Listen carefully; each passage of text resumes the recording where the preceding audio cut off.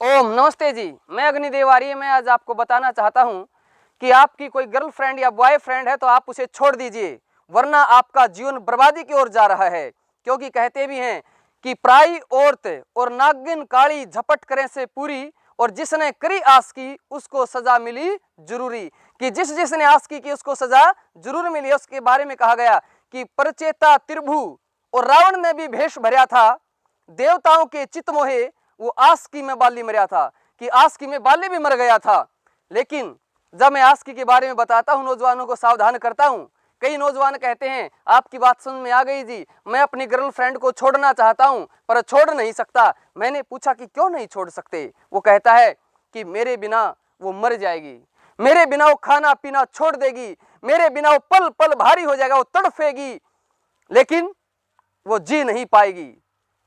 तो मैंने कहा अरे ऐसी बात है, तुम्हारे बिना वो जी नहीं पाएगी? तो सुनो उसे कैसे छोड़ना है, मैं एक उदाहरण से बताता हूं। एक बार एक बच्चे के उंगली में इन्फेक्शन हो गया। माता पिता उसे डॉक्टर के पास लेकर के गए। डॉक्टर ने कहा कि इसकी उंगली को काटना पड़ेगा और हम इसको बेहोश नहीं करेंगे, सुन नहीं करेंगे, ये चीखेगा, चिल्लाएगा, तड़फेगा, और 1-2 दिन नहीं 3 महीने तक इसको दर्द रहेगा। 3 महीने तक ये चीखता रहेगा, चिल्लाता रहेगा, तड़फता रहेगा, ना सो पाएगा, ना जाग पाएगा, ना खा पाएगा, ना ठीक से पी पाएगा। और डॉक्टर पूछता है माता पिता से, क्या आप इसका ये दर्द, ये चीख, ये सहन कर पाओगे? और माता पिता कहें देखो डॉक्टर साहब, हमारा तो इतना लाडला है, हमने तो कभी इसके हाथ तक नहीं लगाए, थप्पड़ तक नहीं मारे, और हम इसे रोता चीखता नहीं देख सकते। बताओ माता पिता ऐसा सोचना बुद्धिमता की मूर्खता है, या उन्हें कह देना चाहिए कि नहीं, चीखने दो, चिल्लाने दो, रोने दो, तड़फने दो और काट डालो इसकी उंगली को। जब ये 3 महीने बाद ठीक हो जाएगा तो ये हमारा धन्यवाद करेगा। 3 महीने की तो बात है, इसके उस कष्ट को, उस दर्द को हम झेल लेंगे। मैं आपसे यही कहना चाहता हूं, आपकी सिर्फ ये 3 महीने की बात है। यदि आपकी कोई गर्लफ्रेंड या बॉयफ्रेंड है तो छोड़ दीजिए, आज उसके सारे संपर्क काट दीजिए, सारे संपर्क, सारे आईडी, सब कुछ, यादें, बातें, उसकी सब चीजें एकदम अपने पास से हटा दीजिए। और मैं कहता हूं, मानता हूं, दोनों के लिए पल पल भारी हो जाएगा जब तुम एक दूसरे को छोड़ोगे। पल पल भारी हो जाएगा, उसे तुम्हारी याद आएगी, तुम्हें उसकी याद आएगी, तुम ना पल पल उसकी यादों में मरोगे, जियोगे, ऐसा हाल तुम्हारा हो जाएगा। लेकिन यदि आपने एक बार संकल्प कर लिया, सिर्फ 3 महीने की बात है, 3 महीने बाद तुम उसे भूल जाओगे और वो तुम्हें भूल जाएगी। लेकिन कब? जब तुम अपने किसी लक्ष्य पर जुट जाओगे, तब आप एक दूसरे को भुला करके अपने लक्ष्य को प्राप्त कर लोगे। तो मैं कहता हूं, अब यह समय है सुधरने का, अब यह समय है बचने का।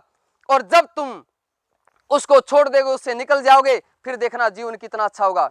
एक लड़का बता रहा था अपने जीवन की घटना कि मैं भी एक लड़की से प्रेम करता था, मैंने उसे छोड़ दिया, सब चीजें बंद कर दी, सारे संपर्क काट दिए।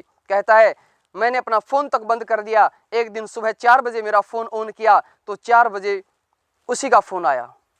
मैंने फोन उठाया नहीं, फोन को फिर बंद कर दिया।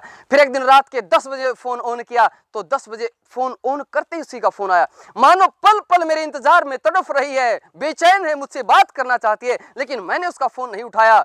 और आगे वो बताता है कि लगभग 3 महीने बाद उसका और मेरा आमना सामना हुआ। और जब 3 महीने बाद उसका और मेरा आमना सामना हुआ तो उसने गर्दन उठाकर मेरी शक्ल नहीं देखी, मेरी तरफ देखा नहीं उसने। मैं आज खुश था, मैं इस बात का दुख नहीं था मुझे कि अब ये मुझसे इतनी नफरत करने लगी है। मुझे इस बात की खुशी थी कि अब ये मुझसे दूर है, मैं इससे दूर हूं, ये अपने लक्ष्य को प्राप्त करेगी, मैं अपने लक्ष्य को प्राप्त करूंगा। अब इसका चरित्र भी मजबूत होगा, मेरा चरित्र भी मजबूत होगा, ये भी अपने माता पिता की इज्जत रखेगी और मैं भी अपने माता पिता की इज्जत रखूंगा।